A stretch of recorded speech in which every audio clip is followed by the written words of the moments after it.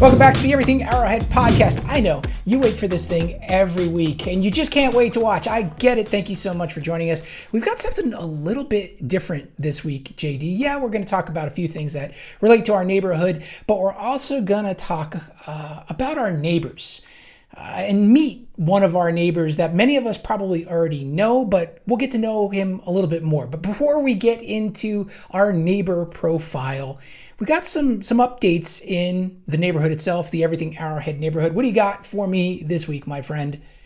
Well, probably one of the most applicable things is I was just instinctively at 59th and the 101 and pulled onto the highway. And about halfway down the on-ramp, I'm like, oh, wow, the on-ramp's open.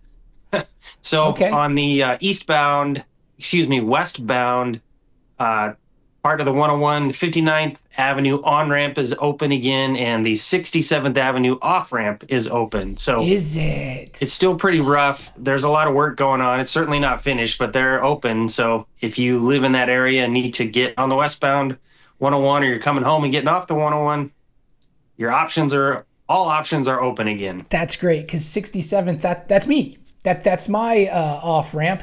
And, I told myself I wasn't going to talk about the summer trip because people are sick and tired hearing about it. But I'm thinking now I timed the heat mostly. We came back and it was still about a week and a half of hot-ish weather, but not scalding weather. And I was out of town for most of the 67th Avenue closure. So yay. Yeah. Well, now wait, do you know, maybe this is beyond your knowledge, but do you know, is it done, or is it just done for the moment and they're going to have to close it again in the future? It's certainly not done. I don't know if that's finishing. It is going to involve future closures. Wouldn't surprise me if it did.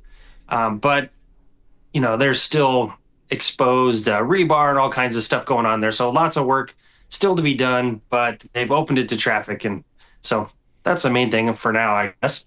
Okay. I'm probably going to piss off a lot of people here. However, I'll say it anyway. I don't feel like the 101 construction has been that bad. Now, of course, this is coming from a guy who works mostly from home and who's been out of town for the last couple of months. So am I wrong about that, or has it not been that bad? I kind of feel the same way. And I'm not a commuter. I work from home as well, and I'm going all different directions randomly at different times. So, the same amount of lanes are open. Yeah, there's not as much room for error now with no shoulders in certain spots. So, it's a little more scary. But, I think just in my limited experience, the traffic's bad, but it was always bad in the areas that it's bad now. So, it's like anything, remodeling a house. First, you got to make a big mess before it's nice and pretty and what you want it to be again. So, so far, and we just passed the 1 year mark of this project. So, it kind of is what it is. We knew it was going to be bad at times, but I'm with you. I don't think it's been awful. If there's commuters that take it every day, they're probably laughing at us and thinking we're morons. Well, but like you said, for lots of reasons. Yeah, well, sure. But like you said, that area of the 101 was congested. Rush hour mornings, that's always been congested. So, how much worse could it get? So, yeah, okay. But I think we both agree that it really hasn't been horrible, and I think I'll give some credit to ADOT there. It looks like they're trying to do the majority of the work kind of off to the side, and I'm sure there's going to be some slowdowns coming, but hey, I'll take it. If we're a year into this project and it has been terrible, I'm down. I'm down. It's we'll see what this next year looks like. Hey, I'm going to throw a topic at you that we didn't talk about, but I think it's pertinent. We had so much rain last week. It was wonderful. We need, of course, that kind of moisture. At least in our neighborhood here in the Everything Arrowhead area, it didn't seem to come down like in flood volumes. We had a lot of rain. We had it over the course of a couple of days. Did you get any damage? Did you see any damage? Didn't really have any damage. We had a lot of rain all at once, a couple of days, and I think most of Arrowhead received that too. If I don't know if you saw the thread in the Everything Arrowhead Facebook group of the flooded yards, but there was, last time I checked, there was over 50 comments of people talking about or sharing pictures of their flooded backyards. And that was stuck in my mind that, we got a ton of rain. And then I saw a graphic yesterday that they measured Glendale as only having 0.3 of an inch. And that just didn't line up to me that, No. See, quarter of an inch doesn't flood backyards. I think that can't be right, because I feel like I saw a graphic on one of the news stations that said we got like 2.3. We were one of the highest. So something ain't right. Well, you know what I think maybe too.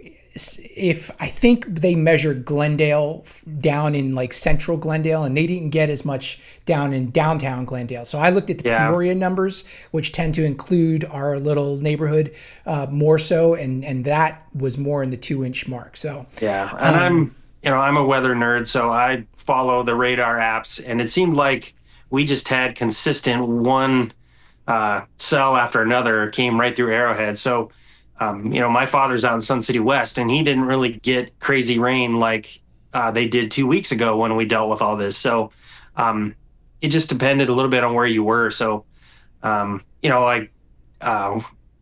today, not to totally date when we record this, but Tempe just had a crazy microburst. And so it's, kind of like the monsoons. It doesn't cover the entire valley. It's just too big. So just roll the dice during a storm and where it's going to be really bad.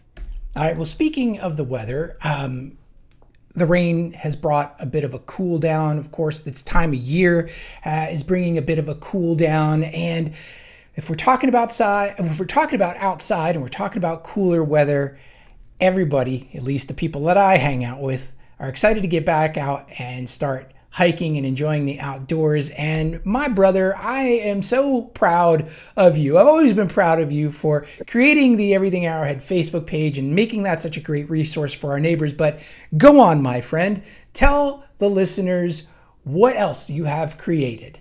So we're rolling out what we're calling the Arrowhead Hiking Club. It stems from, I got a lot more active last winter and spent a lot more time on the trails. And I really enjoyed it. And so, it's fun to get out there, but, it's kind of lonely too, which is good on most days. But thinking of our community, and I think I mentioned before that I started a hiking newsletter for Phoenix.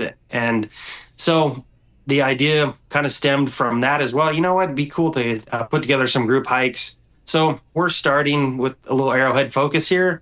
And our first hike is coming up on the October 18th. And then we're going to have, initially, we're going to be doing them every couple of weeks. We'll see what kind of interest level there is and how frequently we'll do these. But for now, I'm excited. We'll see who shows up, do some of the hikes in Thunderbird Park to get started, and then maybe we'll branch out a little bit. So I'm very excited. It's going to be a good time. Yeah, me too. And October 18th, that's just in a few days. That's this Saturday. What time are we going to gather, and where are we going to gather? Because I'm going. 8 a.m. start. And we're going to do the Arrowhead Point Trail, which is the mountain with the big American flag at the top. We'll meet at the parking lot off of Pinnacle Peak there at 55th Avenue. So you can also get all the details on this hike and upcoming hikes at arrowheadhikingclub.com, or you can search for our Facebook page where you'll find the Facebook events and all that good stuff. So, all right. Are you going to put a link on everythingarrowhead.com by any chance? Will there be a link on everythingarrowhead.com? Yes, that's coming. Sweet. Okay. I think it's a great idea. And in addition to hiking, are we going to hang out afterwards? Are we going to go to any of the That's an option. Places? I did run a survey of people in the Everything Arrowhead Facebook group, kind of get an idea. Figured I better get a little confirmation of my ideas before putting too much energy into them. And there was a lot of interest in potentially meeting for coffee or happy hours afterwards, depending on when the event takes place. So we'll kind of play this first one by ear. I didn't want to throw too much at the first event. And so, there may be coffee or a cold beverage afterwards. All right, I dig it. I would love to do a sunset, an evening hike, because we've got some amazing sunsets here in the Arrowhead area. So I think it'd be fun if we could do a sunset. Yeah, for sure. One time too. Well, we'll talk about that. Speaking of hiking, there's a guy in our neighborhood that's a hiker, and he's also quite well known, I think, in the Arrowhead community. If you've been on the Facebook page, the Everything Arrowhead Facebook page, you've probably seen some beautiful photographs by a guy named Bruce Donaldson. Well, I was a little bit curious about Bruce, so I called him up and met with him, and here's his story. This is, JD, the first in what I hope to be a number of neighbor profile stories. So check it out.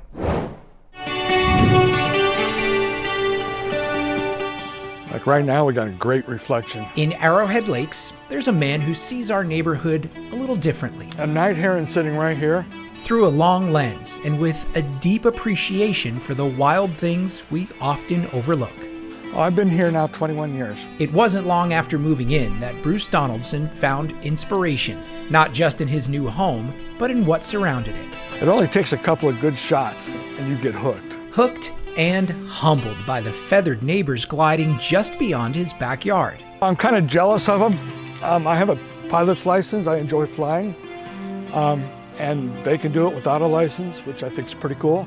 His lens doesn't just capture images, it captures curiosity, emotion, and a sense of connection many people never realize is there. It's really intriguing to me, just the way they look at you and they're so inquisitive. So I think that's probably my favorite part. Nature, it turns out, was always part of Bruce's story.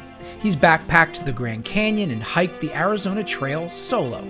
But photography gave him a new way to stay outside after he started having knee trouble. I thought I still need to walk. And I like walking by myself around nature, so this was kind of the perfect fit. But the impact of his hobby has stretched far beyond his personal fulfillment. People come up to me and say, "Are you that guy that takes pictures over at Arrowhead Lake?"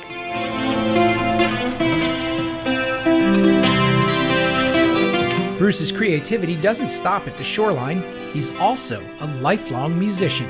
I actually started playing guitar back, I was probably 10 years old. Whether he's playing Jimmy Buffett by the lake or Garth Brooks in a retirement home, Bruce knows the power of art to transport people. Music in general is one of the greatest time machines there is. You'll hear a song, I remember, that just brings that memory back in an instant. And it turns out the man behind the lens is as surprised by his local following as anyone. Not sure I want that, but yeah, and that's fun. I enjoy it. Of course, Bruce doesn't see himself as a celebrity. Smile, mister. There you go. He's just a guy trying to slow down and appreciate everything Arrowhead. He got himself a fish. And what he sees and what he shares reminds the rest of us that there's beauty right here at home if we're willing to look. Yeah, man, did you know all that about Bruce? I didn't realize he was a pilot and a musician. No, I didn't. It's and Bruce is going to be part of our Arrowhead hiking club too. He was part of the inspiration and helped me get over the hump of taking action on it. So to know that I've got his support and your support as well is going to be great. But Bruce, I'm convinced he's the most interesting man in the world, Arrowhead version. That's what I said to him too. Yeah, every time I talk to him, I learned something new about him. I didn't know he was a pilot. I knew he played music, and so it just every time I see him, I'm expecting some new legendary aspect. He's some experience that he's had. So yeah, I had seen his pictures a lot on the Facebook group, of course, but I had never met the guy. So I called him up and he was perfectly willing to do this story with me, and it was really fascinating just to.